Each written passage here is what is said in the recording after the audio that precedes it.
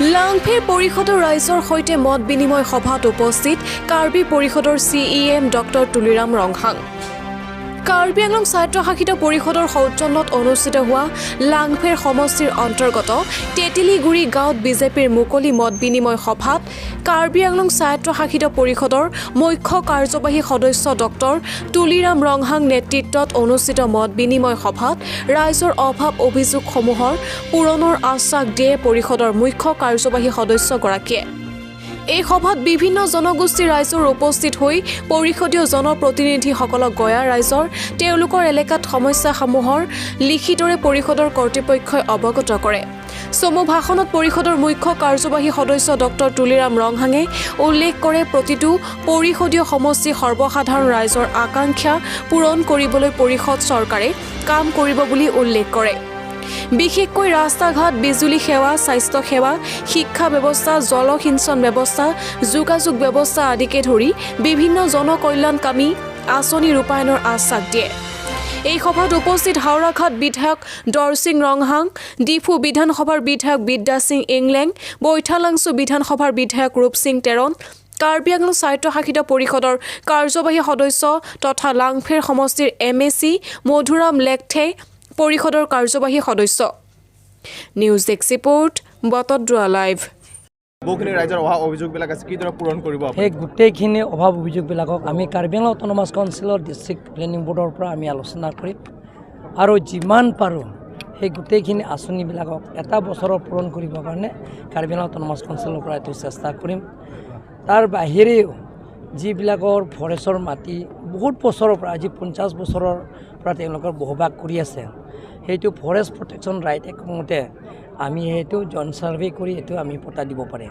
সেইটো ৰাইজে আপত্তি কৰিছে, সেইবিলাকৰ আমি দিবৰ কাৰণে কাৰ্বি আংলং অট'নমাছ কাউন্সিল আৰু আমাৰ ডিষ্ট্ৰিক্ট কমিশ্যনাৰৰ লগত বহি আমি সেইটো সমস্যাটো সমাধান কৰিবৰ কাৰণে চেষ্টা কৰিম। আপুনি এতিয়া ইতিমধ্যে কৈছে ছাৰ 50 বেডেড হস্পিটেল এখনৰ কথা কৈছে। ইয়াত অসম চৰকাৰৰ পৰা আমি আলাপ আলোচনা কৰি ইয়াত বকলীয়া যিটো হস্পিটেলটো ৰাইজৰ যিবিলাকৰ দুখীয়া দৰিদ্ৰ সীমা ৰেখা পৰিয়ালবিলাকৰ বেলেগৰ জেগাত যিবিলাকৰ ঠাইত নোযোৱা আগতে ইয়াত বকলীয়া যাতে ভাল ট্ৰিটমেণ্ট সুবিধা পায়, তাৰ কাৰণে 50 বেডেড হস্পিটেল ইয়াত অসম চৰকাৰৰ পৰা চেংচন কৰা হৈ গ'ল।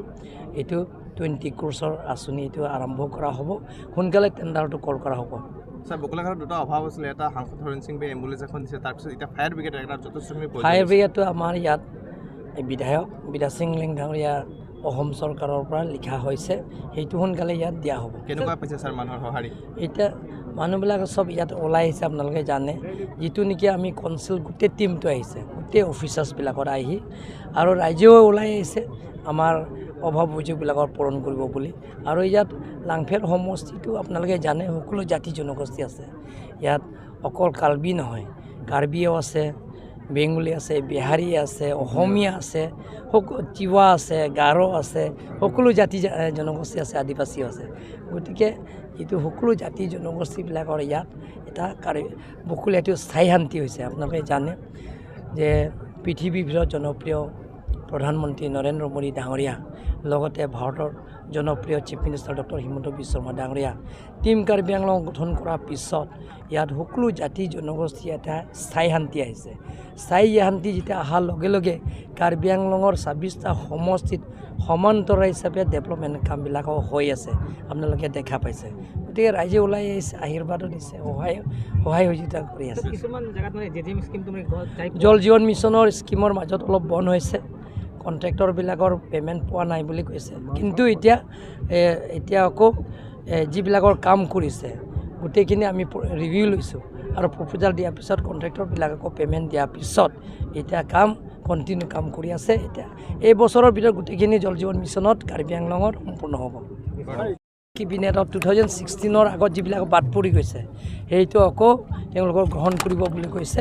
সেইমতে আমি কাৰ্বি আংলঙত যিমানখিনি LP স্কুল, ME স্কুল, হাই ছেকেণ্ডেৰী স্কুলৰ আৰু লগতে কলেজ প্ৰভিন্সিয়েলাইজ যিটো 2016ৰ যিটো বাদ পৰি গৈছে, সেই কেবিনেট যিটো তেওঁলোকৰ ডিচিশ্যনবিলাক গ্ৰহণ কৰিব, সেইটো আমি গোটেইখিনি স্ক্ৰিনিং কৰাৰ পিছত অসম চৰকাৰক পঠাই দিম। লাংফেৰৰ কিবা ভাল খবৰ? আপুনি যিহেতু মুখ্যমন্ত্ৰীৰ লগত জাপানত গৈছে, কোৰিয়াত গৈছে, লাংফেৰৰ কিবা ভাল? লাংফেৰ বুলি নহয়, কাৰ্বি আংলঙৰ আমি এটা ডাঙৰ উদ্যোগ ইণ্ডাষ্ট্ৰী বহাবৰ কাৰণে আমি অসম চৰকাৰৰ পৰা আলোচনা কৰি আছোঁ